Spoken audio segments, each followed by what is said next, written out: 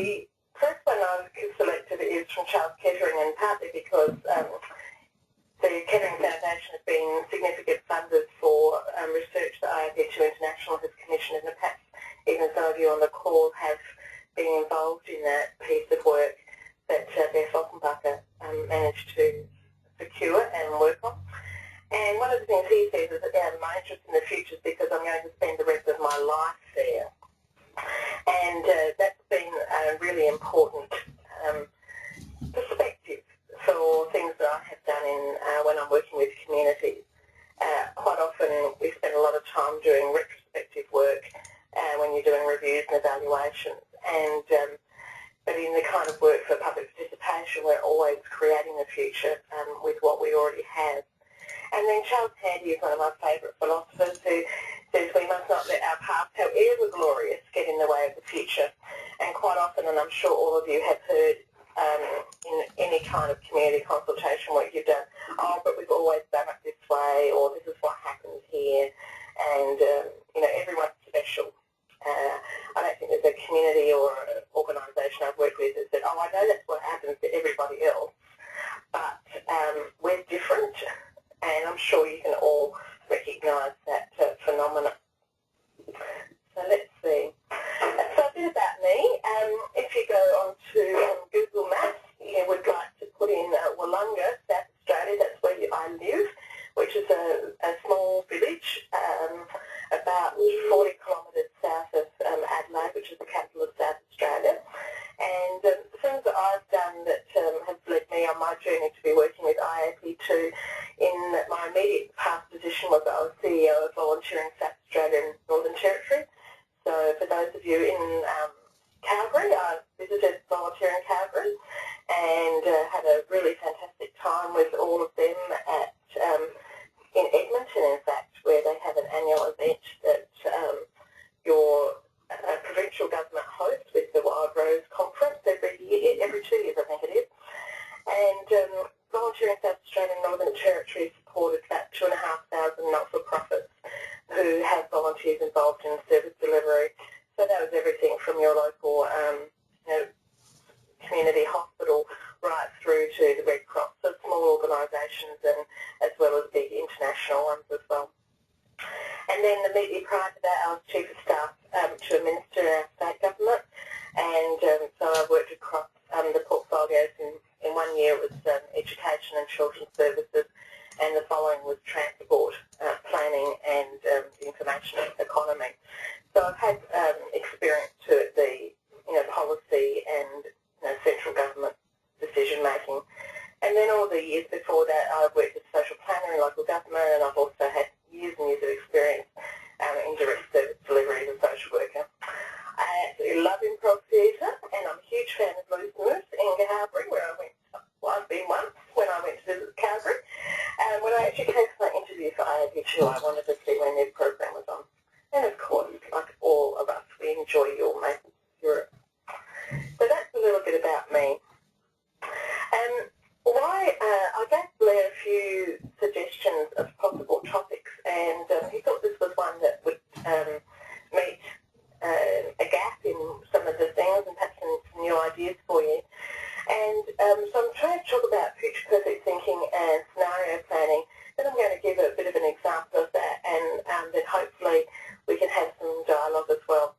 So for those of you who are not familiar with future perfect thinking, it's actually being in the future for the planning, and it's working from the assumption that the future is actually not coming, but it's here. And so you're paying attention to the elements of time and space, and as if they are now. And one of the examples of this, just in our ordinary everyday life, is a personal frustration I have where people say, oh, youth are the future.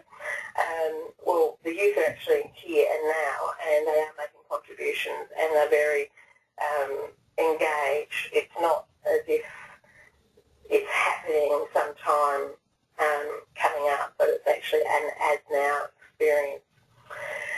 Scenario planning, and I'm sure many of you have done this in plenty of projects that you've worked on, and ICL, which is a big international company I'm sure most of you are familiar with, has as their motto, eyes on the future, feet on the ground. think that's a really good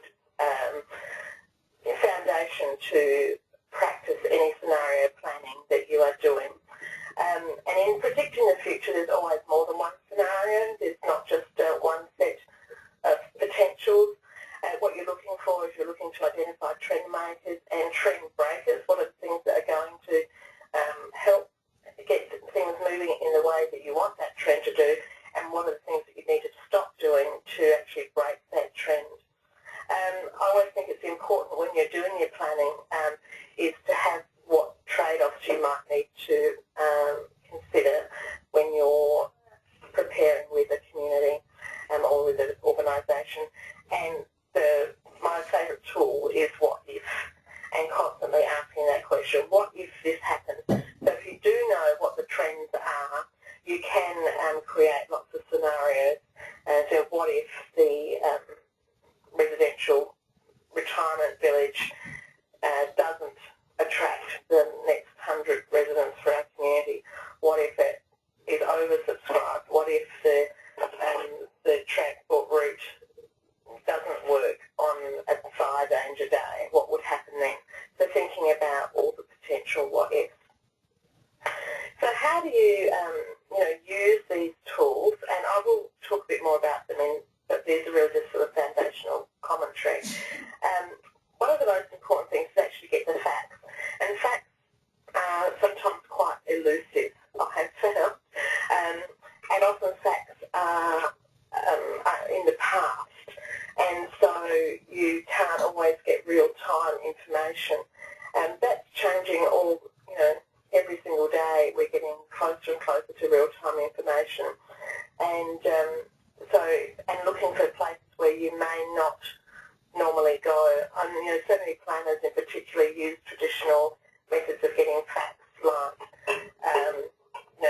population statistics and that kind of thing. I did a project many years ago now, but it was in a rural fringe community, and the post office was the hub of the community because nobody had their own private postal boxes. They had to go to the post office to collect their mail every day. And so we set up our community consultation in the post office out front with our little table, and we collected a whole lot of facts about the community, which was to do with a housing affordability project. And we collected data that nobody else had ever had, which then became very useful, and we were actually able to trade with that for potential developers. So, you sometimes have to create the facts. You can't always just rely on what exists. Setting things in time, being clear about what those times are. I'm sure we've all collected information and, it's very out of date. Then we have to look at the trends and where those trends are coming from. Who's providing the trends? What's in it for them when they tell you that this is what's happening? There's always ethical issues, and every single day that you're doing this work, you come across that.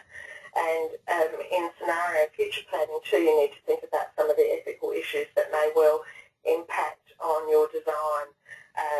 It might be if you're working, just working about some programming in a community that perhaps is affected by racism or ageism, and those things can impact on what you decide, and they will be scrutinised, as I'm sure some of you have experienced in the past. Personally, the filters I always run over everything, what are the social, economic, environmental, political and cultural phenomena, what are those things? And typically in my brain I will just